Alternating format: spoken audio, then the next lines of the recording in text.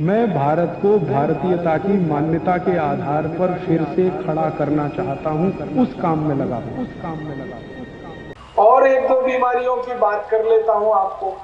जैसे कई बार हम ये शिकायत करते हैं कि हमारी एड़ी में दर्द हो रहा है, माताओं को अक्सर एड़ियों में दर्द है और डॉक्टर कहता है जी हड्डी बढ़ रही है आपकी।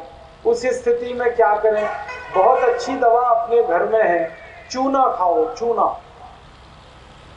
ये पान में जो हम चूना खाते हैं, कनक के दाने के बराबर चूना दही में मिलाकर रोज सुबह खाना। दही ना मिले तो लस्सी में मिलाकर खाना। आधा कप दही और कनक के दाने के बराबर चूना, एड़ी का दर्द मिट जाएगा बहुत जल्दी। हड्डियों का दर्द भी मिटा देता है, बहुत अच्छे से काम में आता है। और किसी की हड्डी अगर टूट गई है और प्लास्टर चढ़ा है तो उसका जल्दी से हड्डी जोड़ना है तो कनक के दाने के बराबर चूना दही में खिलाते रहो, हड्डी बहुत जल्दी जुड़ेगा और अच्छे से जुड़ेगा, मजबूती से जुड़ेगा। जिनके दांतों में दर्द रहता है अक्सर और ठंडा गर्म पानी दांतों में लगता है, वो भी ये कनक के दाने के बराबर चूना खाएं दही में डालकर, दांत बहुत अच्छे हो जाएंगे।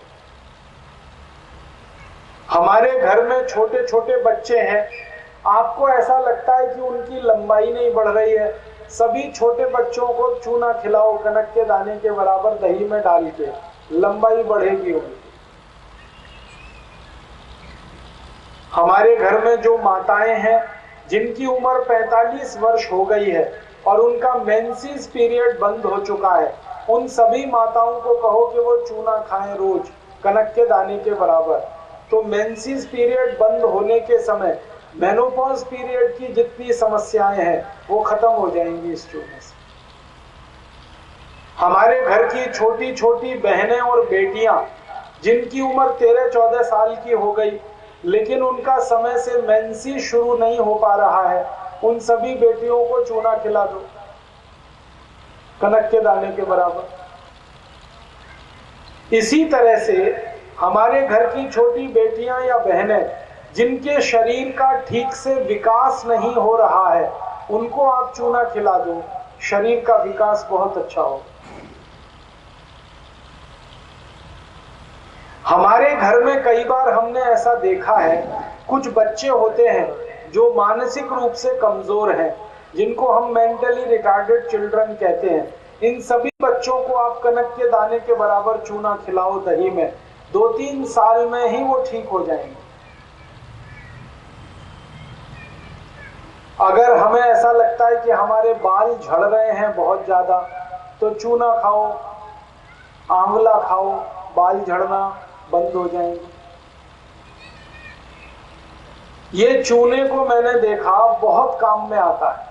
और एक बीमारी की बात करता हूं, जॉन्डिस हुआ, पीलिया हुआ, तो जिनको भी जॉन्डिस है, पीलिया है, उनको गन्ने के रस में कनक के दाने के बराबर चूना मिला के पिलाओ, तो 15-17 दिन में बिल्कुल पीलिया ठीक कर देता है। अगर कोई भाई ऐसा आपको मिले जिसको नपुंसकता की शिकायत है, उसके वीर्य में शुक्राणु नहीं बनते या बहुत कम बनते हैं और इस कारण से वो बाप नहीं बन पा रहा है, उसको कहो कि वो चूना खाए गन्ने के रस में, बहुत बढ़िया परिणाम है इसके, भरपूर शुक्राणु बनते हैं वीर्य।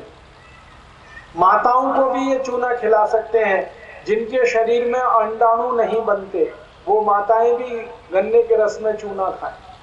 शरीर में अगर किसी को ऐसा लगता है शिथिलता आ गई है, कमजोरी बहुत है, ढीला ढाला शरीर हो गया है, आप चूना खाइए, शरीर में एकदम कसावट आ जाएगी गन्ने के रस में। मैंने जब इस चूने पर रिसर्च किया तब बहुत दिन बाद मुझे पता चला कि हमारे बड़े बुजुर्ग लोग बहुत इंटेलिजेंट थे, जो हर घर में पानदान रहता था और पान के साथ चूना लगा के खाते रहते, और घरों में कोई मेहमान आता था उसको भी खिलाते थे। और हमारे सभी बड़े बुजुर्ग जो रोज चूना खाते रहे, उनको ना कभी संधिवात हुआ, ना गठिया हुआ, ना हार्ट अटैक आया, ना कार्डियक अरेस्ट हुआ, ना ब्रेन हेमरेज हुआ, सब चुस्त और दुरुस्त बने रहे और लंबे समय तक उन्होंने जीवन जिया। वो चूने का परिणाम। इसलिए मैं सबको कहता हूं, चूना खाओ, चूना लगाओ मत कभी किसी। ये चूना लगाने के लिए नहीं है, खाने के लिए।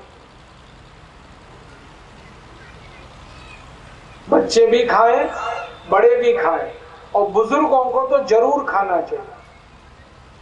बस एक ही व्यक्ति, बहन या भाई, चूना नहीं खा सकते जिनको पथरी की बीमारी है, किडनी स्टोन या गॉल ब्लैडर स्टोन, वो चूना ना खाएं, बाकी सब खाएं।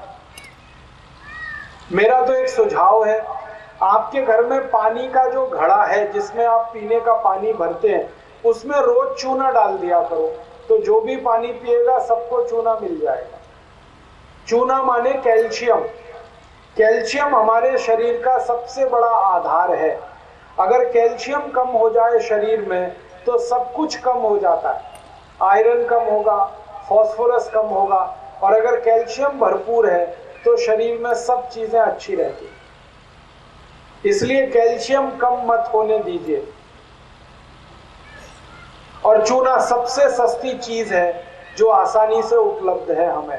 पान वाले की दुकान में मिलता है, वही आपको खाना है। माताओं के लिए एक विशेष बात कहूंगा, जो माताएं गर्भवती हैं उनको आप नियमित रूप से चूना खिलाइए, कनक के दाने के बराबर दही में, तो माताओं की डिलीवरी नॉर्मल डिलीवरी होगी और बच्चा एकदम स्वस्थ और तंदुरुस्त पैदा होगा। और जिस माँ ने चूना खाया 9 महीने, उसके बच्चे जिंदगी में बीमार नहीं पड़ते आसानी से और बहुत होशियार होते हैं, और जन्म के समय उनका वजन बहुत अच्छा होता है।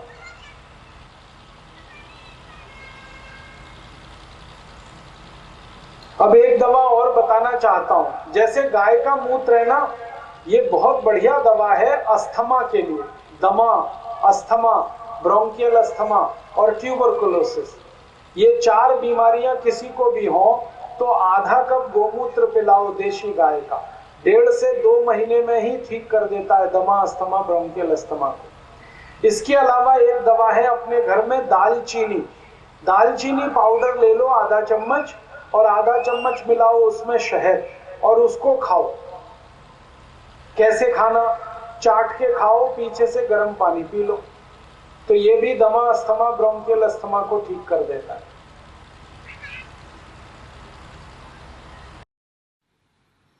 दोस्तों, सबसे पहले तो चैनल सब्सक्राइब करें, फिर लाइक, कमेंट और शेयर करें, और हाँ, हमारा एंड्रॉयड ऐप डाउनलोड करना ना भूलें।